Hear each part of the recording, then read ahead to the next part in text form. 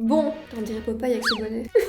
Non, on dirait genre je braque une banque. Est-ce que j'irais pas mettre mon bonnet gris plutôt? Si, je vais faire ça. Bon, voilà, c'est beaucoup mieux. Cette année, ça a été le chaos dans ma vie alimentaire et sportive. Je pense d'ailleurs ça a été la pire année du rapport que j'ai eu avec mon corps. Luffy ne serait pas enceinte. Est-ce que t'aurais pas pris un peu de poids? Sans méchanceté aucune, mais est-ce que Luffy n'aurait pas un peu grossi? En muscle, hein? Non? Non, non, pas en muscle. Bref, on est parti. Je vais tout vous expliquer. Ok, est-ce que tout le monde est là?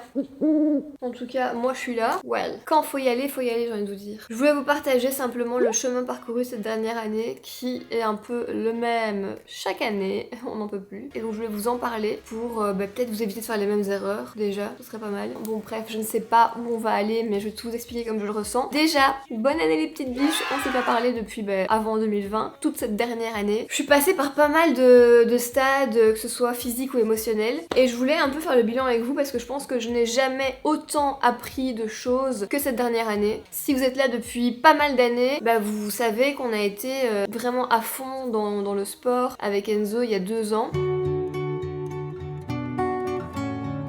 Plus maintenant, comme vous pouvez le voir. Lol. On avait changé beaucoup de choses dans notre alimentation en termes des choses qu'on ne mangeait plus, qu'on avait commencé à manger, qu'on avait changé, toutes des choses comme ça. Voilà, avec le recul, je me dis qu'aujourd'hui, je comprends mieux certaines choses avec les informations que j'ai pu apprendre ces derniers mois, etc. Mais on va dire que ça allait, parce que voilà, on faisait notre sport de façon quotidienne, ça a duré longtemps, on était relativement stable. Et puis, on commençait les problèmes. Quand on a arrêté le sport, pas du jour au lendemain, mais progressivement. Une semaine, t'y vas plus parce que flemme, puis t'y vas. Puis la semaine d'après, t'y vas plus parce que trop de taf et tu te dis c'est pas une priorité. Bref, tu trouves toujours un truc plus intéressant à faire, plus utile, je sais pas, une autre priorité qu'aller au sport et t'y vas plus. Et le problème il a vraiment commencé l'an dernier. Pour une raison que je ne peux pas trop vous citer, j'ai dû faire du sport. Je me suis mise un objectif. Voilà, je voulais en 2 mois et demi atteindre certains objectifs physiques. Et du coup, c'est là où on a fait appel à nos coachs sportifs. Alors avant ça, on avait déjà eu recours à des programmes alimentaires faits par des nutritionnistes qui suivaient ce qu'on faisait par rapport au sport. Et c'était des programmes alimentaires qui vous impriment. Vous avez déjà peut-être été chez une diététicienne ou une nutritionniste ou peu importe. Vous savez qu'on vous imprime un peu ce que vous devez manger, ce que vous ne devez pas manger, les quantités, voilà. Et puis, idem, quand on a recommencé ça en janvier dernier, ça a duré 2 mois et demi, 3 mois, et c'était lié à une activité sportive pour améliorer des compétences. Et c'est vrai que ces programmes alimentaires, je les ai toujours tenus sur 2 mois. Après 2 mois, franchement, t'arrives à un niveau de saturation, ton corps il te met les warnings, il te dit vas-y, j'en peux plus de bouffer du riz. Même psychologiquement, c'est compliqué parce que t'es dans un mécanisme où t'as un objectif, tu le vois arriver, et tu te dis je peux pas lâcher les choses maintenant, et tu vas vraiment jusqu'au bout de tes limites, avec un délai d'objectif court qui était de 2-3 mois. Oui, on peut se dire c'est long, 2-3 mois pour des objectifs sportifs ou physique. Ouais, en même temps c'est court parce qu'il faut laisser le temps en fait à son corps. Et bon, là il y avait une deadline qui était là. Bref, arrivé mars, ce programme était terminé et on était de nouveau livrés à nous-mêmes. Mais la meuf, moi ou mon esprit, je pense plutôt mon esprit, il s'est dit freestyle. Il s'est dit no limites, vas-y, on s'éclate. Après ce programme de 2-3 mois, j'ai plus fait de sport. Donc de mars à là, je suis partie dans une autre dimension où la notion de sport n'existait plus. Et voilà, comme vous l'avez sans doute remarqué, ou pas d'ailleurs, et comme certains me l'ont fait remarquer aussi, j'ai pris du poids. Alors, moi je m'en foutais, je savais que j'avais pris du poids et au final je trouvais ça cool. Alors, je sais pas, bref. Je vais pas me justifier pourquoi j'aimais bien avoir pris du poids. On peut aimer prendre du poids, aimer en perdre, ne pas aimer en perdre, ne pas aimer en prendre. Chacun est différent. Voilà, j'avais bien aimé le poids que j'avais pris. Mais on a un peu déconné. Là, septembre, octobre, novembre, ça a été genre la razzia alimentaire. Toute cette frustration de différents programmes alimentaires et le fait de ne plus faire de sport, ça a mené à une prise de poids. J'ai pas pris 10 kilos, mais j'ai pris quelques kilos. Comme je suis petite, ça se voit vite. Et voilà, j'étais bien comme ça, tout un temps, mais après un moment, je me suis dit non, là quand même, j'étais contente d'avoir pris du poids, mais là, ça commence plus trop à me plaire. Et je pense que chacune d'entre nous, en fonction de notre vécu, de notre silhouette, de ce qu'on a eu l'habitude de voir, il y a des choses qu'on aime ou qu'on aime moins. Voilà, si vous kiffez vos rondeurs et puis d'un coup vous perdez toute votre poitrine, toutes vos cuisses et que vous vous trouvez trop mince, ça va pas vous plaire. Idem, moi je me suis toujours vue d'une certaine façon. Prendre un peu de poids ça m'a pas dérangé. Après un seuil, je me suis dit non, là ça commence à me déranger. C'est à chacun de savoir en fait où est son seuil de tolérance. Je m'en suis toujours foutu des commentaires, c'est juste que moi à un moment donné je me suis dit bon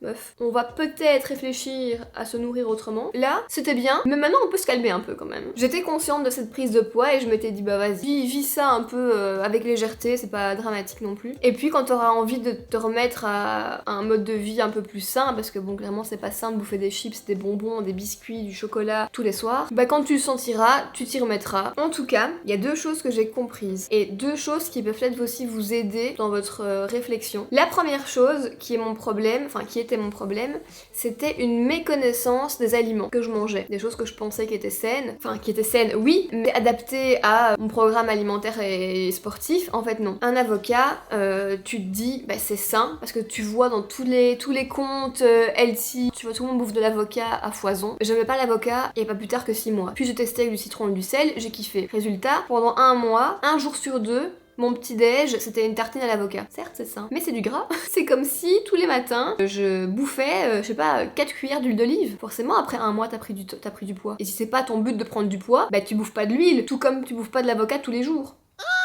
Et pourquoi je vous le dis? Pas pour vous inciter à perdre du poids, c'est bon, le disclaimer, on n'en peut plus. Mais juste pour vous dire, voilà, si vous êtes frustré parce que vous voulez perdre du poids et vous n'y arrivez pas, il y a peut-être des choses que vous pensez faire bien et qui peut-être le sont pas, que ce soit bon ou pas dans leur composition. Et ça, avec Yuka, je vous ai déjà dit que je scanne souvent quand je fais mes courses. Il y a beaucoup de trucs que j'achète plus à cause de la composition. Ça, c'est juste une démarche, on va dire, santé. Deuxièmement, c'est que j'avais aussi une méconnaissance des macronutriments, de mes apports quotidiens. Et pendant longtemps, j'ai sous-mangé. L'explication aurait pu être plus intelligible que ça. Je mangeais mes 3 repas, je mange presque autant qu'Enzo, et pourtant je mangeais pas assez. Et ça je m'en suis rendu compte avec une autre application qui est LiveSum. Vous savez que je travaille avec cette application depuis une petite année, je suis en collaboration avec eux, mais n'empêche que grâce à cette application, je me suis rendu compte que j'étais tout le temps en dessous de mes calories. Parce que là vous allez me dire, bah et alors tu perds du poids? Oui, mais quand t'es trop en dessous de tes calories, quand tu reprends un rythme de vie un peu moins strict, eh bien ton corps il se dit merde, là j'ai un afflux de nourriture, eh ben je vais tout stocker parce que ça fait 2 mois que je suis bien en dessous de ce dont j'ai besoin en termes d'apport. Si tu as 2000 calories par jour normalement et que tu tombes à 1008, ça va, c'est 200 calories en moins, ton corps il se dit pas après je vais tout stocker. Donc voici LiveSum, je vais vous mettre un screen, ce sera beaucoup plus simple pour que vous visualisiez. C'est une application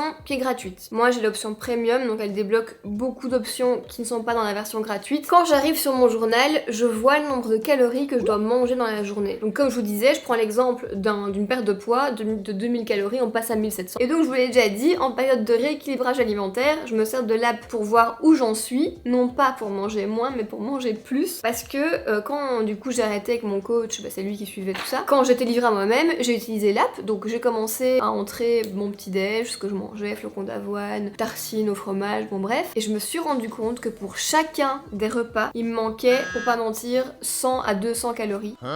Sur une journée, il te manque entre, je sais pas, 400 et 600 calories, ce qui fait que tu manges beaucoup trop peu de calories pour qu'après ton corps ne stocke pas. Et ça, clairement, si je l'avais pas calculé, j'en aurais eu aucune idée. T'as pas de scanner dans tes yeux, tu peux pas le savoir. Ça c'est de 1. De 2, je vous l'ai déjà dit aussi, mais il y a plein d'idées de recettes justement qui conviennent au type de programme alimentaire que vous choisissez dans l'app, parce qu'il y a soit perdre du poids, prendre du poids ou être en meilleure santé. Il y a une panoplie d'autres choses sur l'app, comme le suivi du nombre d'eau que vous buvez, suivi de l'activité physique, ce que vous avez brûlé comme calories. Et coucou, je fais le montage et teubé que je suis, j'ai oublié de vous dire, j'avais un code promo pour vous. Si l'app vous intéresse, en version premium, j'ai Luffy30 qui vous offre du coup 30% sur l'abonnement 12 mois. Tous les liens sont en barre d'infos. Je vous laisse la suite de la vidéo. Je m'éclipse. Donc faites le test. Si vous pensez être au régime, ou même si vous pensez être dans un bon régime alimentaire pour une prise de masse, regardez les calories qui vous sont recommandées si vraiment vous les atteignez. Et clairement, ne pas manger assez, ce n'est pas du tout la clé d'une réussite sportive ou d'un objectif physique. Mais alors, vraiment pas. J'en viens à mon deuxième changement pour cette année, c'est la précipitation. Je pense, on s'est toutes dit, vas-y, lundi, je me mets au sport, je me donne à fond pendant 2 mois, je suis ultra motivée, nanana.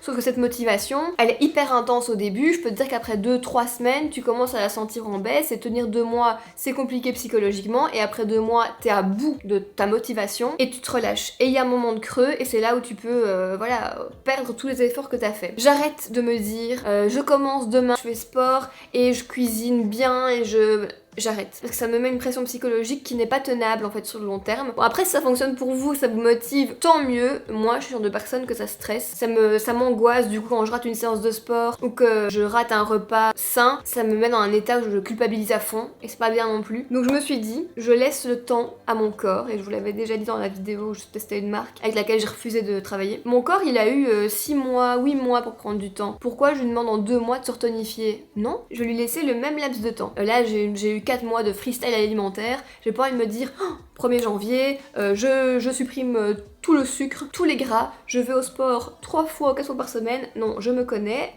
ça me met dans un mauvais mood quotidien. Moi, je me suis dit, commence par l'alimentation, commence pas à faire alimentation et sport, on te connaît. Tu te connais et je me frustre pas, et ça c'est aussi ça m'a aussi fait tilt parce que j'ai regardé une vidéo de Sissi la semaine dernière, elle parlait de ça. Si j'ai envie de manger un bonbon parce que vraiment j'ai envie de sucre, bah je vais le manger. Si déjà j'arrive à tenir au niveau de mon alimentation des journées, des semaines raisonnables, et bien quand j'aurai l'envie de me remettre au sport, je m'y remettrai sans pression non plus. Mais donc voilà, tout ça pour faire le point et pour vous dire que cette année je vois les choses vraiment différemment de ces 3-4 dernières années. J'ai envie de me mettre dans une mood moins stricte et moins sévère avec moi-même, moins rapide surtout. Si vous sentez que votre motivation elle baisse après 2-3 semaines, c'est qu'il faut se redonner un peu de baume au cœur et puis vous autoriser à avoir des plaisirs et pas des plaisirs coupables, parce que le plaisir coupable, clairement il n'existe pas. Tant que vous vous sentez bien et que vous trouvez votre équilibre, c'est le principal. Sur ce, nous on se retrouve sur tous les réseaux, sur la chaîne avec Enzo, et puis très très vite dans une prochaine vidéo. D'ici là, portez-vous bien.